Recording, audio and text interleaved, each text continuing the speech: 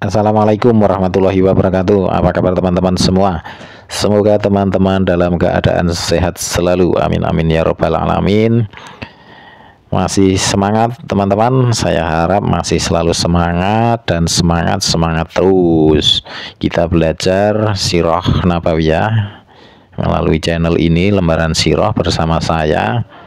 Nah, pada edisi yang lalu sudah kita sajikan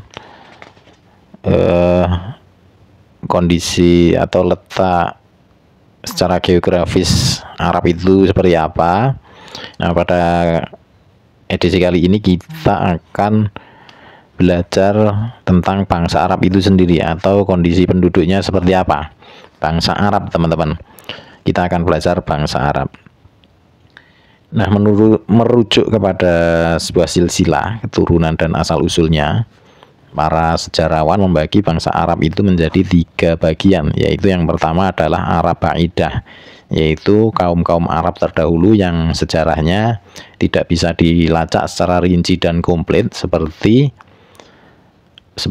Ad, Thamud, Tasem, Judais, Imlak, Umain, Jurhum, Hadur, Wabar, Abil, Jasim, Hadramaut, dan lain-lainnya. Itu teman-teman. Kemudian yang kedua Arab Aribah, yaitu bangsa Arab yang berasal dari keturunan Yasjub bin Ya'rub bin Qotan. Suku bangsa Arab ini dikenal dengan sebutan Arab Qotania. Kemudian yang ketiga Arab Musta'ribah, yaitu kaum-kaum Arab yang berasal dari keturunan Ismail yang disebut juga Arab Adnaniyah. Nah, baiklah teman-teman, kita lanjutkan. Arab Aribah adalah bangsa Qotan. Tempat asal usulnya adalah negeri Zaman, lalu berkembang menjadi beberapa kabilah dan suku. Yang terkenal adalah 2 kabilah, yaitu yang pertama adalah kabilah Himyar. Kabilah Himyar ini terdiri dari beberapa suku terkenal, yaitu Zaid al-Jumhur, Kodo'ah, dan Sakasik. Kemudian kabilah Kahlan yang terdiri dari beberapa suku terkenal, yaitu Hamadan, Anmar, Toyi, Mazhad, Kindah, Lakham, Judzam, Azad, Aus, Khazraj, dan anak-anak keturunan Jafnah Raja Syam. Itu teman-teman. Nah, suku-suku Kahlan banyak yang hijrah meninggalkan Zaman, lalu menyebar ke berbagai penjuru jazirah Arab menjelang terjadinya banjir besar saat mereka mengalami kegagalan di dalam perdagangan. Hal ini sebagai akibat dari tekanan bangsa Romawi dan tindakan mereka menguasai jalur perdagangan laut, dan setelah mereka menghancurkan jalur darat serta berhasil menguasai Mesir dan Syam. Tidak aneh teman-teman bila itu terjadi sebagai akibat dari persaingan antara suku-suku Kahlan dan suku-suku Himyar yang berakhir dengan keluarnya suku-suku Himyar dan ditandai dengan menetapnya suku Himyar. Suku-suku Kahlan ini yang berhijrah itu dapat dibagi menjadi 4 golongan. Yang pertama adalah Azad. Perpindahan mereka dipimpin oleh pemuka, dan pemimpin mereka Imron bin Amru Muzaikiyah. Mereka berpindah-pindah di negeri Zaman dan mengirimkan para pemandu lalu berjalan ke arah utara dan timur. Dan inilah rincian akhir tempat-tempat yang pernah mereka tinggali setelah perjalanan mereka. Itu adalah Sa'labah bin Amru pindah dari Azad menuju Hijaz, lalu menetap di antara Sa'labiyah dan Ziqor. Setelah anaknya besar dan kuat, dia pindah ke Madinah dan menetap di sana. Di antara keturunan Sa'labah ini adalah Aus dan Khazraj, yaitu 2 orang anak dari Harithah bin Sa'labah. Di antara keturunan mereka yang bernama Harithah bin Amr atau yang dikenal dengan Khuza'ah, dan anak keturunannya berpindah ke Hijaz hingga mereka singgah di Mur Az-Zahran yang selanjutnya membuka tanah suci dan mendiami Mekah serta mengusir penduduk aslinya, yaitu Al-Jarahimah. Sedangkan Imran bin Amr singgah di Oman lalu bertempat tinggal di sana bersama anak-anak keturunannya yang disebut Az-Oman. Sedangkan kabilah-kabilah Nasr bin Al-Az menetap di Tihamah yang disebut Az-Syaunah. Jafnah bin Amr pergi ke Syam dan menetap di sana bersama anak keturunannya. Dia dijuluki bapak para raja Al-Ghassaniyah, Al-Ghassasinah, teman-teman, yang dinisbatkan kepada mata air di Hijaz yang dikenal dengan nama Ghassan, yang telah mereka singgahi sebelum akhirnya pindah ke Syam. Itu teman-teman golongan Azad. Kemudian yang kedua adalah Lakhm dan Judzam. Mereka pindah ke timur dan utara. Tokoh di kalangan mereka adalah Nasr bin Robi'ah, pemimpin raja-raja Munzir di Hirah. Kemudian yang ketiga adalah Bani Ta'i. Setelah Azad pindah, mereka berpindah ke utara hingga singgah di antara dua gunung, Aja dan Salma. Mereka menetap di sana hingga mereka dikenal dengan sebutan Al-Jabalani atau dua gunung di Gunung Tayyi. Kemudian selanjutnya adalah Kindah. Mereka singgah di Bahrain lalu terpaksa meninggalkannya dan singgah di Hadramaut. Namun nasib mereka tidak jauh berbeda saat berada di Bahrain hingga mereka pindah lagi ke Najd. Di sana mereka mendirikan pemerintahan yang besar dan kuat. Tetapi secepat itu pula mereka punah dan tak meninggalkan jejak. Di sana masih ada satu kabilah dari Himyar yang diperselisihkan asal keturunannya, yaitu Qudo'ah. Mereka hijrah meninggalkan zaman dan menetap di pinggiran Irak. Adapun Musta'ribah, moyang mereka yang tertua adalah Ibrahim yang berasal dari negeri Irak, dari sebuah daerah yang disebut Ar. Kota ini berada di pinggir barat sungai Eufrat, berdekatan dengan Kufah. Cukup banyak penelusuran dan penelitian yang luas mengenai negeri ini. Selain tentang keluarga Ibrahim alaihi salam, kondisi keagamaan dan sosial di negeri tersebut. Kita tahu bahwa Ibrahim alaihissalam hijrah dari Irak ke Haran atau Haran, termasuk pula ke Palestina. Ia lalu menjadikan negeri sebagai basis dakwahnya. Ia banyak menyusuri negeri ini dan negeri lainnya. Di salah satu perjalanan tersebut, Nabi Ibrahim alaihissalam bertemu dengan Fir'aun. Istri Ibrahim, Sarah, turut menemaninya. Sarah merupakan wanita yang tercantik, maka Fir'aun itu hendak memasang siasat buruk terhadap istri beliau, namun Sarah berdoa kepada Allah sehingga dia membalikkan jerat yang dipasang raksasa itu ke lehernya sendiri. Akhirnya raja yang zalim itu tahu bahwa Sarah merupakan wanita soleh yang memiliki kedudukan tinggi di sisi Allah. Karena itu ia menghadiahkan putrinya Hajar menjadi pembantu Sarah. Sebagai pengakuan atas keutamaan Sarah, atau karena ia takut kepada siksa Allah, akhirnya Sarah menikahkan Hajar dengan Ibrahim. Nah, Ibrahim alaihissalam kembali ke Palestina dan kemudian Allah menganugerahkan Ismail dari Hajar. Hal ini membuat Sarah terbakar api cemburu. Dia memaksa Ibrahim agar menjauhkan Hajar dan putranya yang masih kecil, Ismail. Maka Ibrahim membawa keduanya ke Hijaz dan menempatkan mereka berdua di suatu lembah yang tidak ditumbuhi tanaman di Baitul Haram. Baitul Haram ini yang saat itu hanya berupa gundukan-gundukan tanah. Rasa gundah mulai menggelayuti pikiran Ibrahim. Beliau menoleh ke kiri dan ke kanan, lalu meletakkan putranya di dalam tenda di dekat Zam-Zam. Saat itu Mekah belum ada seorang pun dan tidak ada mata air. Beliau meletakkan kantong berisi kurma dan geriba berisi air di dekat Hajar dan Ismail. Setelah itu beliau kembali ke Palestina.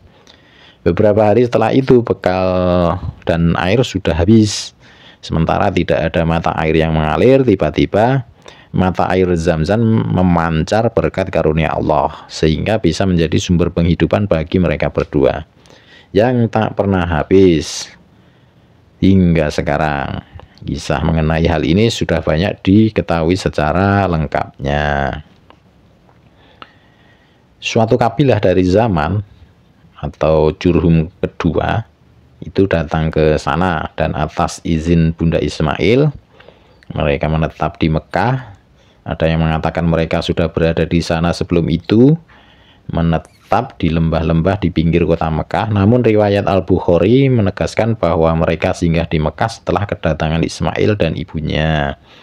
Sebelum Ismail remaja, mereka sudah biasa melewati jalur Mekah sebelum itu. Nah, dari waktu ke waktu Ibrahim datang ke Mekah untuk menjenguk keluarganya. Tidak diketahui secara pasti kali kunjungan yang dilakukan, hanya saja menurut beberapa referensi sejarah yang dapat dipercaya, kunjungan itu dilakukan sebanyak 4 kali. Pertama, Allah telah menyebutkan di dalam Al-Quran bahwa Ibrahim bermimpi bahwa beliau menyembelih anaknya Ismail, maka ia pun bangkit untuk melaksanakan perintah dalam mimpi itu. Hal ini dijelaskan dalam surat As-Saffat ayat 103 sampai 107. Bismillahirrahmanirrahim. Falamma aslama wa talahu lil jabin wa nadainahu ayya Ibrahim qad sadaqta ruya inna kadzalika najzil muhsinin inna hadza lahuwal bala'ul mubin wa fadainahu bizibhin azim. Sadaqallahul azim, artinya adalah tatkala keduanya telah berserah diri dan dia Ibrahim membaringkan anaknya atas pelipisnya, nyatalah kesabaran keduanya. Lalu kami panggillah dia, hai Ibrahim, sesungguhnya kamu telah membenarkan mimpi itu. Sesungguhnya demikianlah kami memberikan balasan kepada orang-orang yang berbuat baik. Sesungguhnya ini benar-benar suatu ujian yang nyata, dan kami tebus anak itu dengan seekor sembelihan yang besar. Nah, begitu teman-teman. Di dalam kitab Kejadian disebutkan bahwa umur Ismail 13 tahun, lebih tua daripada Ishak. Dari rentetan kisah ini menunjukkan bahwa peristiwa itu terjadi sebelum Ishak lahir. Sebab kabar gembira tentang kelahiran Ishak disampaikan setelah terjadinya kisah ini. Setidak-tidaknya kisah ini menunjukkan suatu kisah perjalanan Ibrahim sebelum Ismail menginjak remaja. Adapun 3 perjalanan lainnya telah diriwayatkan Al-Bukhari secara panjang lebar dari Ibnu Abbas secara marfu, yang intinya adalah yang kedua teman-teman, yaitu bahwa sebelum remaja Ismail belajar bahasa Arab dari kabilah Jurhum. Karena mereka merasa tertarik kepadanya, maka mereka menikahkannya dengan salah satu seorang putri keturunan mereka. Saat itu ibu Ismail sudah meninggal dunia. Suatu saat Ibrahim hendak menjenguk keluarga yang ditinggalkannya, maka beliau datang setelah pernikahan itu. Tatkala tiba di rumah Ismail, beliau tidak mendapati Ismail, maka beliau bertanya kepada istrinya, bagaimana keadaan mereka berdua? Istri Ismail mengeluhkan kehidupan mereka yang melarat. Maka Ibrahim pun titip pesan agar istrinya menyampaikan kepada Ismail untuk mengubah palang pintu rumahnya. Setelah diberitahu, Ismail mengerti maksud pesan ayahnya. Maka Ismail menceraikan istrinya dan menikah lagi dengan wanita lain, yaitu putri Mut'ad bin Amru. Itu merupakan pemimpin dan pemuka kabilah Jurhum. Gitu teman-teman. Kemudian yang ketiga, setelah perkawinan Ismail yang kedua ini, Ibrahim datang lagi, namun tidak bisa bertemu dengan Ismail. Beliau bertanya kepada istri Ismail tentang keadaan mereka berdua. Jawaban istri Ismail adalah ujian kepada Allah. Lalu Ibrahim kembali lagi ke Palestina setelah titip pesan lewat istri Ismail agar Ismail memperkokoh palang pintunya. Itu yang ketiga, teman-teman. Yang keempat adalah pada kedatangan berikutnya, Ibrahim bisa bertemu dengan Ismail, yang saat itu Ismail sedang meraut anak panahnya di bawah sebuah pohon di dekat Zamzam. Tatkala melihat kehadiran tatkala melihat kehadiran ayahnya, ya, Ismail berbuat sebagaimana layaknya seorang anak yang lama tidak bersua dengan bapaknya. Dan Ibrahim juga berbuat layaknya seorang bapak yang lama tidak bersua anaknya.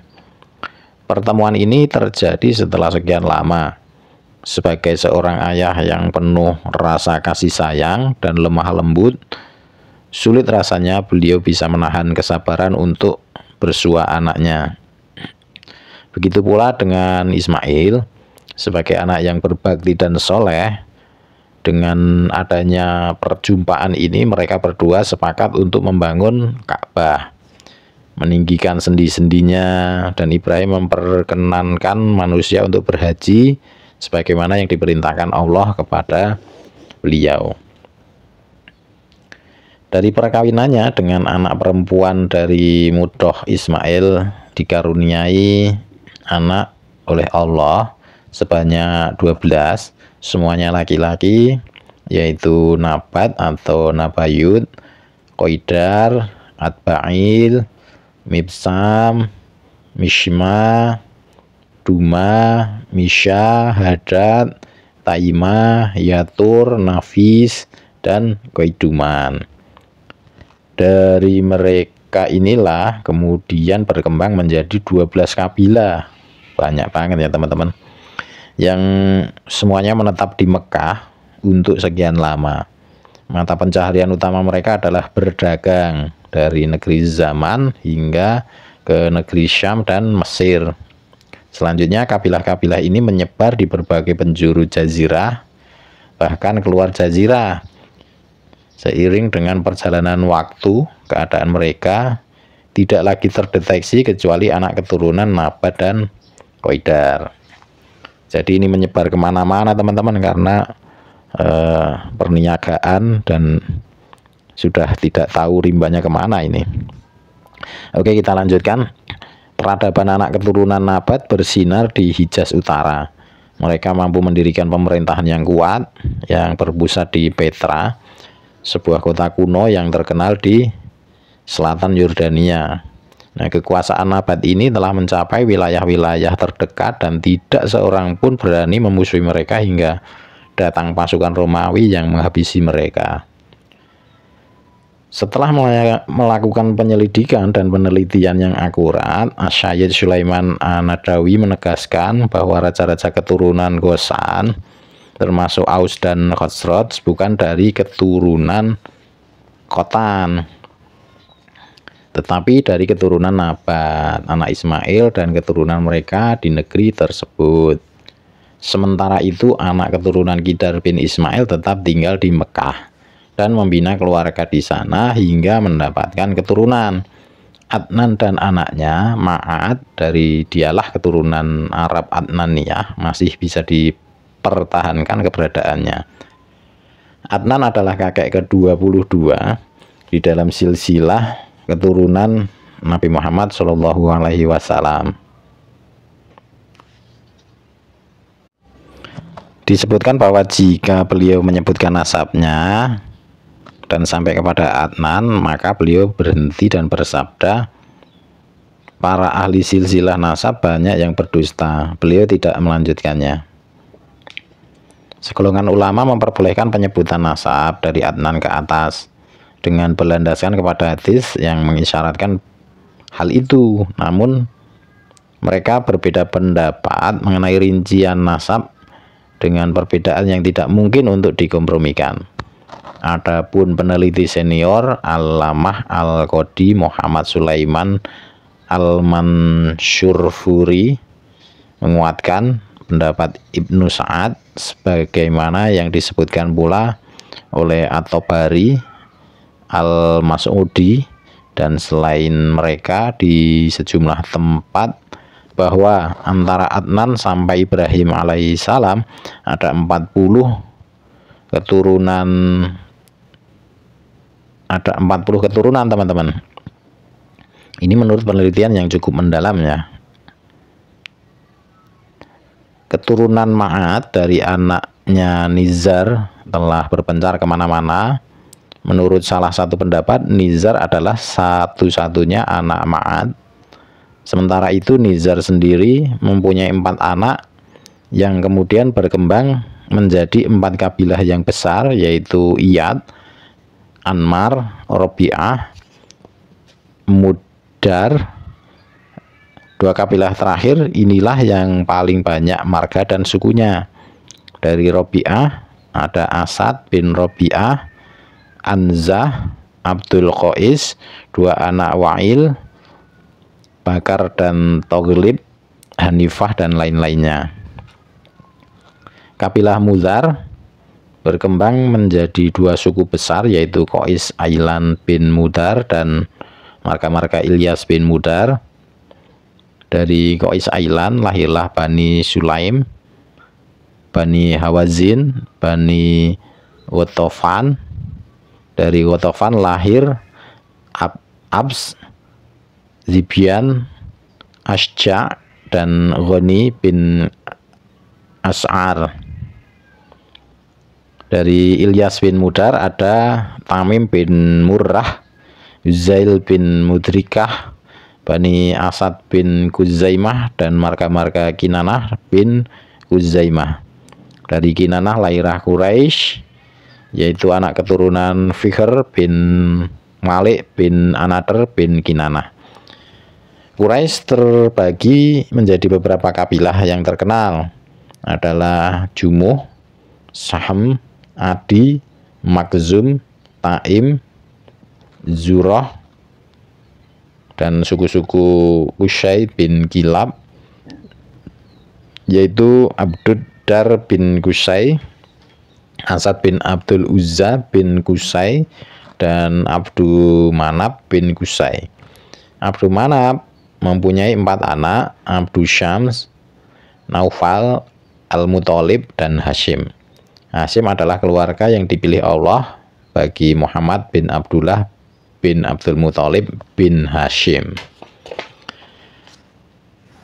Rasulullah Shallallahu Alaihi Wasallam bersabda, sesungguhnya Allah telah memilih Ismail dari anak Ibrahim, memilih Kinanah dari anak Ismail, memilih Quraisy dari Bani Kinanah, memilih Bani Hashim dari Quraisy, dan memilihku dari Bani Hashim.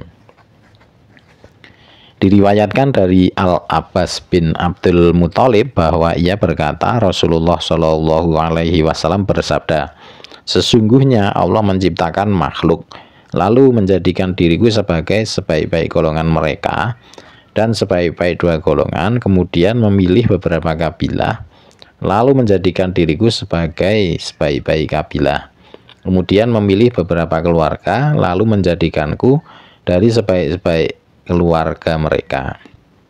Maka aku adalah sebaik-baik diri dan sebaik-baik keluarga di antara mereka. Setelah anak-anak Adnan menjadi banyak, mereka berpencar di berbagai tempat di penjuru Jazirah Arab, masing-masing mencari tempat yang strategis dan daerah yang subur Abdul Qais dan anak-anak Bakar bin Wa'il serta anak-anak Tamim pindah ke Bahrain dan menetap di sana, sedangkan Bani Hanifah bin Sa'ab bin Ali bin Bakar pindah ke Zamamah dan menetap di Hijr, ibu kota Zamamah.